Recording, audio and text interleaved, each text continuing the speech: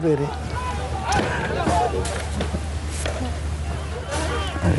इस वक्त हम बात कर रहे हैं किस तरीके से गहमा गहमी हो रही है, किस तरीके से सुगबुगाहट हो रही है, क्योंकि अब जो काउंटिंग है वो शुरू हो चुकी है। अब बस हमें इंतजार है कि कब पहला नंबर किसका आता है। हमारे साथ प्रशांत इस वक्त है। प्रशांत, जैसे जैसे काउंटिंग हो रही है वहां पर हलचल बढ़ रही है, नहीं बढ़ रही है, लेकिन आपके पीछे सन्नाटा क्यों दिख रहा है इतना?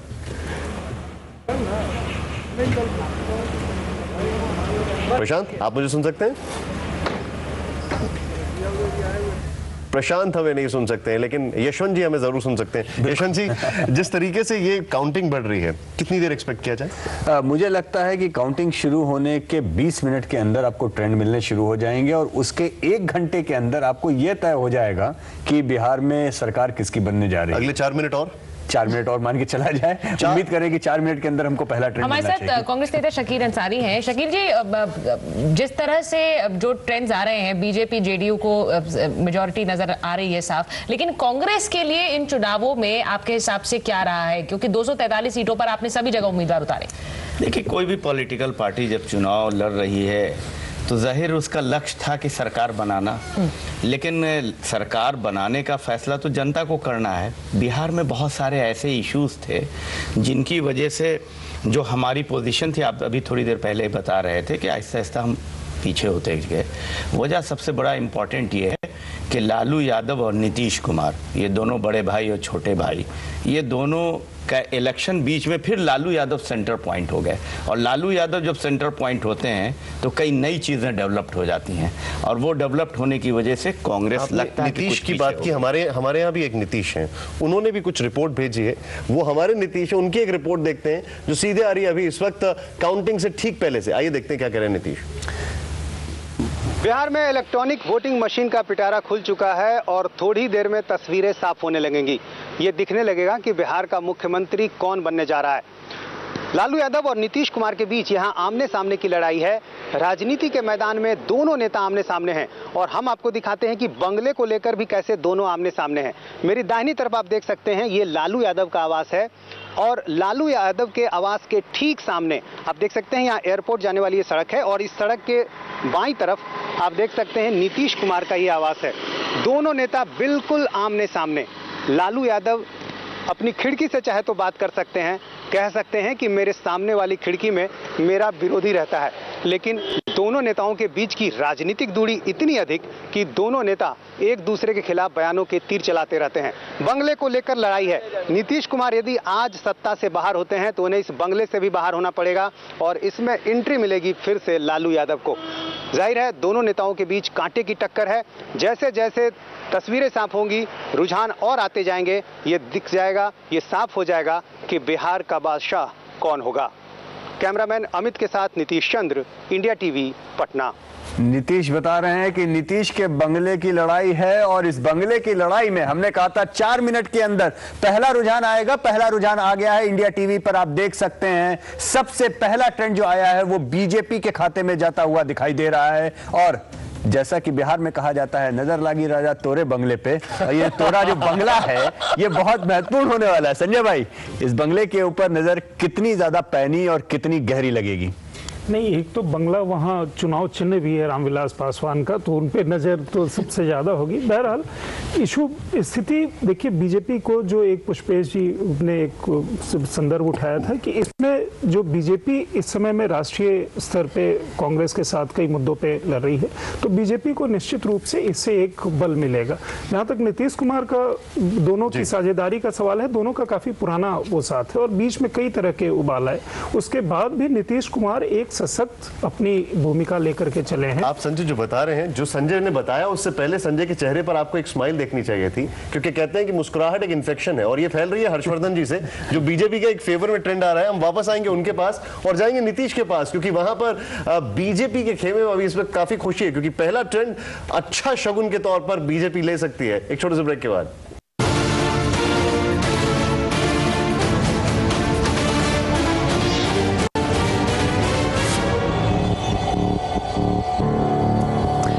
काउंटिंग शुरू हो चुकी है और जो जो रुझान आने शुरू हो चुके हैं वो आपके टेलीविजन स्क्रीन पर हैं। जो पहला रुझान हमारे साथ आ रहा है, सामने हमारे चनपटिया से बीजेपी के उम्मीदवार चंद्रमोहन राय आगे चल रहे हैं।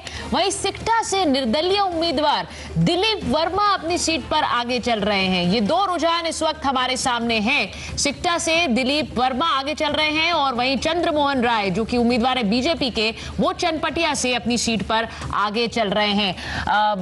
हर्षवर्धन जी इस वक्त हमारे साथ हैं, खुश तो बहुत होंगे आप अभी।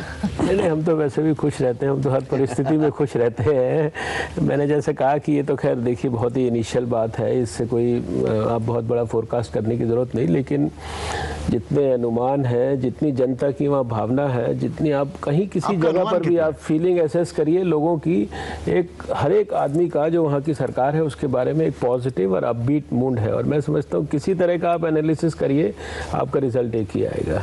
बस थोड़ा देर की बात है, थोड़ा उसमें फिगर्स के बारे में डिस्कशन में हमारा डिफरेंस ऑफ ओपिनियन हो सकता है कि कितना बढ़ेंगे। कुछ लोग तो इतने ओवर ऑप्टिमिस्टिक हैं जेडीयू की जीत को लेकर कि वो कह रहे हैं कि इन्हें इनका भी सहारे की जरूरत ना पड़े शायद बीजेपी की। नेक्स्ट बाकी मुझे लगता है कि ये सारे अलग विवाद है, विमर्श है। मुझे लगता है जो बुनियादी सवाल वो ये है कि यदि नीतीश कुमार और हर आंकड़े के अनुसार वो आ रहे हैं, दोबारा जीत कर आते हैं तो देखने की चीजें दोबारा वो कितना संतोष जी इमीडिएटली हम लोग अगर नजर दौड़ाएं, मैं आपको थोड़ा सा इंटरजेक्ट कर रहा हूं, जेडीयू 5, बीजेपी 3, आरजेडी 1, कांग्रेस को भी 1 और निर्दलीय 1। ये यशवंत जी ये जो जिस स्पीड से आ रहा है इसको क्या कहेंगे? अब तो स्पीड आपकी ये बढ़ेगी इलेक्ट्रॉनिक वोटिंग मशीन, लेकिन जो स्पीड से पर्टिकुलर पार्टी का बढ़ रहा है उस पर क्या कहेंगे? जो स्पीड पे पर्टिकुलर 5, 3 और 8 का रुझान एक तरह से मान के चलें तो एक 2/3 बहुमत की ओर, लेकिन बहुत अर्ली रुझान है, बहुत अर्ली रुझान है। और ये भी हम बता दें कि जो एक राउंड होता है, उस राउंड में एक मशीन हटके दूसरी मशीन जब लगती है तो ये रुझान के मार्जिन्स कई बार बहुत छोटे हैं और कई बार ऊपर नीचे भी होते हैं। लेकिन एक बात तय है कि जो स्क्रीन पे आपके दिखाई दे रहा है 5 और 3 8 का स्कोर, एनडीए के पक्ष में आरजेडी और एलजेपी के पक्ष में केवल 1, कांग्रेस के पक्ष में 1, अन्य के पक्ष में 1, यानी कुल मिला के 5, 3, 8, 2, 10 और 1, 11 में से 8 सीटों के ऊपर पहली बढ़त पुष्पेश जी एनडीए की कायम हो गई है। और इस बढ़त के मायने हम और भी ज्यादा दिखा पाएंगे जब हमारे पास में ज्यादा डिटेल्स आने लगेंगे। हमारे साथ हमारे संवाददाता प्रशांत झा हैं जो मुख्यमंत्री निवास के सामने ही हैं। और प्रशांत, अगर आप मुझे सुन पा रहे हैं तो यहाँ रुझान आने शुरू हो गए हैं। 5 पर जेडीयू आगे चल रही है, 3 पर बीजेपी आगे चल रही है। और ऐसा लग रहा है कि जो बधाई का तांता था वो तो एग्जिट पोल्स के बाद ही शुरू हो गया था नीतीश कुमार के लिए। पुष्पेश जी आपका क्विक रिएक्शन? नहीं, मुझे लगता है कि ये तो प्रत्याशित था। मुझे लगता है जो देखने लायक चीज़ है वो ये है कि नीतीश दोबारा जब जीत कर आ रहे हैं तो जो सुचरिता पूछ रही थी क्या वो अकेले बहुमत प्राप्त कर लेंगे, वो कर लेंगे, मगर वो स्पष्ट कर चुके हैं कि वो अपने गठबंधन साझीदार के साथ ही सरकार बनाएंगे और चलाएंगे। मैं शुरू से ही कह रहा हूँ कि मेरे समझ में ये सबसे महत्वपूर्ण बात है कि जो भाजपा को हाशिए पर रखने की बात थी कि सांप्रदायिक दल है, अस्पृश्य है लगभग, अब मुझे लगता है पूरे राष्ट्रीय स्तर पर कम से कम उत्तर भारत में, विंध्य के उत्तर में लोगों को सोचने पर विवश होना पड़ेगा। यदि कांग्रेस को किसी प्रतिपक्ष का सामना करना है तो वो भाजपा के साथ कोई दल हो सकता है। अब आरजेडी के भी यहां पर 3 हो गए हैं। एक बार फिर से आपको बीच बीच में बता रहे हैं, बहुत फास्ट ट्रेंड्स हम इंडिया टीवी पर आपको दिखा रहे हैं। JDU 5, BJP 3, RJD 3, Indian national Congress 1 और अदर्स में भी 1। और यहां पर शकील साहब इस वक्त हमारे साथ हैं। शकील साहब, जो कुछ भी है आपके लिए इन चुनावों में गेन्स क्या क्या होंगे? मैं फिगर्स की बात नहीं कर रहा हूं, गेन्स कुछ हैं क्योंकि चुनाव से ठीक पहले काफी कुछ मनमुटाव था। नहीं, ठीक है, आपने जो कहा गेन्स, तो कांग्रेस को अपनी लक्ष्य की प्राप्ति जरूर हो जाए। क्या है लक्ष्य आपका? वो हमारा लक्ष्य है कि पिछले जो अलायंस का पीछा हमारे साथ हो रहा था वो हम पहली बार इस बात को इनकार कर सकेंगे जनता के अंदर कि अब हम किसी के साथ अलायंस में नहीं जाएंगे। अपनी जमीन तलाश रहे हैं आप? अपनी जमीन तो थी, लेकिन जमीन को कोई और जो रहन पर रख लिया था ना, उस रहन को हमारी वापसी की जमीन। इस बार आपको कितना आजमाएंगे लोग? शकील भाई कब्जा वापस लेने की बात कर रहे हैं कि अपना घर दे रखा था। सुचरिता, जो कब्जा है, जिनके घर पे कब्जा है, वहां पे चलते हैं। बिल्कुल वहां चलेंगे क्योंकि नीतीश कुमार के घर के बाहर हमारे संवाददाता प्रशांत झा हैं। और प्रशांत, जैसा मैंने कहा कि बधाई तो शायद नीतीश कुमार को एग्जिट पोल्स के आते ही मिलनी शुरू हो गई थी, लेकिन अब ये जो रुझान हमारे पास आ रहे हैं, 5 पर जेडीयू आगे नजर आ रही है, 3 पर बीजेपी।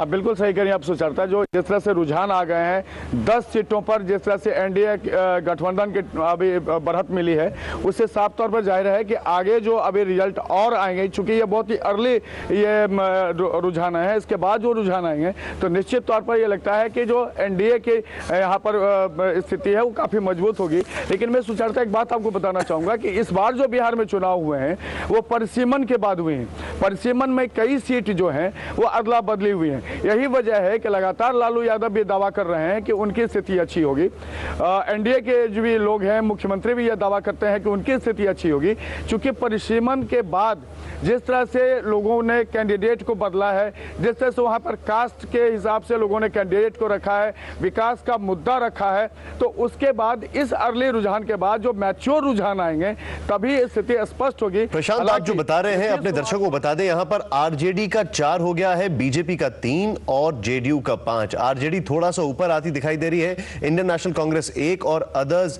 1। आपने अभी जो चीज बोली है निर्मल जी, बहुत इंपॉर्टेंट बात है, डिलिमिटेशन की बात कर रहे हैं, लेकिन फिर भी कैंडिडेट के वक्त वो कास्ट फैक्टर दिमाग में रहता है, लेकिन बात विकास की कह रहे हैं। ये बहुत बड़ा मूवमेंट है, आपको नहीं लगता है? इस बार बिहार का इलेक्शन उस मायने में इस बार काफ़ी इम्पॉर्टेंट इसीलिए है क्योंकि कास्ट फैक्टर से उबर के अगर बिहार के लोग वोट कर रहे हैं डेवलपमेंट के लिए, तो ये जो बाकी राज्यों में जो ट्रेंड था पिछले से, आपसे पूछना चाहूंगा, ये क्या आपको ये पूरा ट्रेंड, इसमें एक और चीज बहुत पॉइंटेडली नहीं दिखती है कि यहाँ पर जनता की मैच्योरिटी भी इस बार देखने वाली होगी कि वो किस चीज को वोट करते हैं? बिल्कुल बिल्कुल, और वो लग रहा है कि इस बार उन्होंने नीतीश का जो विकास का एजेंडा उन्होंने पिछले 5 साल में उन्होंने एक बिहार का जो परसेप्शन था उसको चेंज करने में उन्होंने जो हेल्प की है, उसको उन्होंने बिहार के लोग ज़्यादातर मेरे ख्याल से जो ट्रेंड आए हैं अभी जो अब आना शुरू हो रहे हैं वो उसी को वोट कर रहे हैं। बिहार के लोग भी अब अगर ये ऐसा नीतीश को अगर मैंडेट मिलता है फिर से,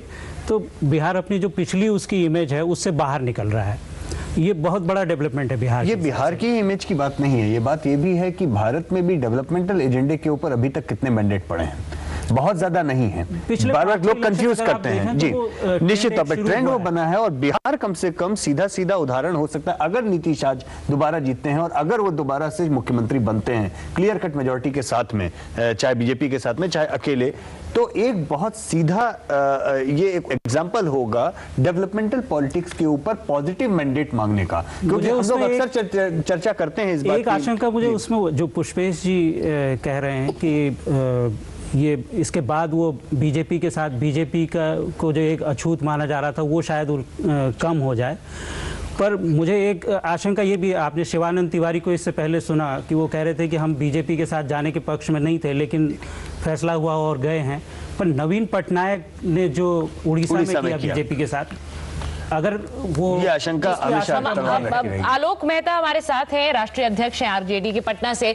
आलोक जी, अगर कह रहे हैं अभी भी यशवंत देशमुख अगर नीतीश की सरकार बनती है, ये आपके लिए थोड़ी तो मुस्कुराहट की वजह है, थोड़ा मुस्कुरा दीजिए और ये बताइए आरजेडी के 4 सीटों पर आगे चल रहे हैं प्रत्याशी। जी हाँ चल रहे हैं, अभी बहुत अर्ली है, शुरुआती रुझान आप दिखला रही हैं और मैं समझता हूं कि मुझे विश्वास है कि जो जब मैच्योर्ड होगा ये काउंटिंग का जो बीच वाला या अंतिम पीरियड है तो आप उसको देखेंगे। आलोक जी, आपके अर्ली कहने में हमें थोड़ी नेगेटिविटी दिख रही है, क्योंकि हमें तो ये पॉजिटिव लग रहा है कि आरजेडी के 4 हो गए अभी और जेडीयू को नेक टू नेक पहुंच रहे हैं वो 6, अर्ली में ही काफी आगे दिख रहे हैं। आपके में थोड़ा नेगेटिविटी दिख रही है, क्या मतलब है? नेगेटिविटी कहाँ दिख रही है? हम बिना मतलब इसका कोई कारण नहीं है कि अभी से ही अभी जो इन लोगों का रुझान दिख रहा है बहुत आगे भी। चलिए एक खबर आपको दे देती हूँ जिससे थोड़ी मुस्कान जरूर नजर आएगी। राघोपुर से राबड़ी देवी आगे चल रही हैं। चलिए बधाई। बधाई आपको हम तब देंगे जब नतीजे सामने पूरे आएंगे, क्योंकि बहुत कम होता है यशवंत, हर कोई खुश हो यहाँ पर। आरजेडी के नहीं, वो अभी बहुत शुरुआत है, मुश्किल से 15-20 मिनट लगेंगे, उसके बाद में लोगों के दुखी होने का भी शुरू। शकील जी भी